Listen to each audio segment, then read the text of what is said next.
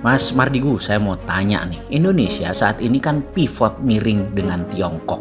Itu keuntungan terbanyak adalah personal benefit atau country benefit ya? Sebuah kalimat di awal telepon dari sahabat saya yang saat ini menjadi dosen di kampus kenamaan di negeri Paman Sam membuat saya terdiam. Personal benefit atau country benefit? Astagfirullah, asli saya nggak mikir panjang. Yang saya akhirnya balik bertanya, apa itu country benefit? Country benefit saya coba jelaskan sekilas, katanya kemudian, yaitu sebuah kegiatan ekonomi yang membuat keuntungan multidimensi, seperti neraca perdagangan sebuah negara menjadi naik, cadangan devisa negara naik karena produknya untuk ekspor dengan menerima multinational currency, aset negara bertambah dengan nilai tambah produksi yang tinggi. Tenaga kerja lokal terserap, bahan baku produksi TKDN-nya barang buatan dalam negerinya di atas 90%. Tidak ada flight capital pelarian dana keluar, ada alih teknologi ke tenaga kerja lokal, manfaat pajak tinggi, produknya memberi kekuatan politik di luar negeri negara tersebut. Kalau personal benefit, saya pun bertanya kepadanya. Ya,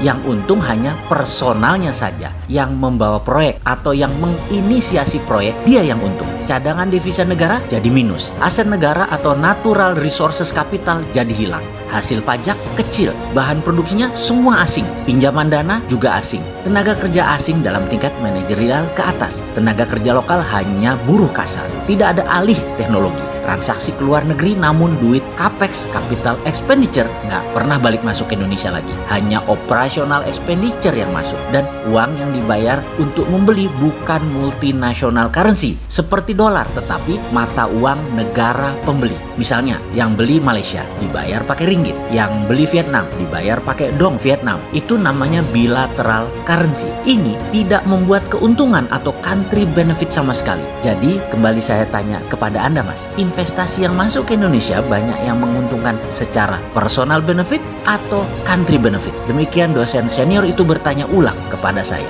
Kepala saya pun langsung melayang ke data-data banyaknya TKA yang memang saat ini tidak bisa digantikan oleh tenaga lokal katanya. Proyek-proyek di Sulawesi, proyek di Kalimantan, di Jawa, di Sumatera yang terutama adalah proyek power plant atau PLTU batubara.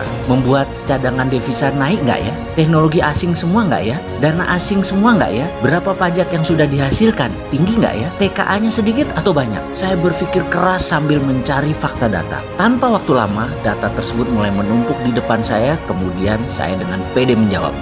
Country benefit Pak yang lebih banyak. Nggak ada yang namanya personal benefit di Indonesia saat ini. Semuanya country benefit. Dalam hati saya malas melanjutkan dan membahas. Biar cepet aja. Wah, selamat kalau begitu. Indonesia pasti menjadi negara yang keluar dari masalah resesi yang menimpa banyak negara saat ini. Demikian dia berkata dengan nada riang. Lalu saya ingat video Mas Mardigu 2 bulan yang lalu mengatakan bahwa Juni 50.000 yang terpapar COVID dan Juli akhir 100.000 orang terpapar COVID. Dan itu tepat sekali. Dan saya mau nanya, lalu Anda nggak mau diskusi tentang COVID setelah itu, namun mengatakan Desember bisa 500.000 yang terpapar di Indonesia. Mas Mardigu kemudian selalu berulang-ulang mengatakan, waspadai akhir September, waspadai akhir September. Emang ada apa di akhir September menurut Anda, Mas? Saya jawab perlahan pertanyaannya yang terakhir tersebut. Gini Pak, saya takut perang militer dijalankan. Saya takut November Trump menang Pilpres. Kemudian saya takut Amerika menang perang dengan Tiongkok. Dan saya takut sekali protokol Ghost Fleet dijalankan. Jujur, saya tidak tahu siapa di negara Indonesia saat ini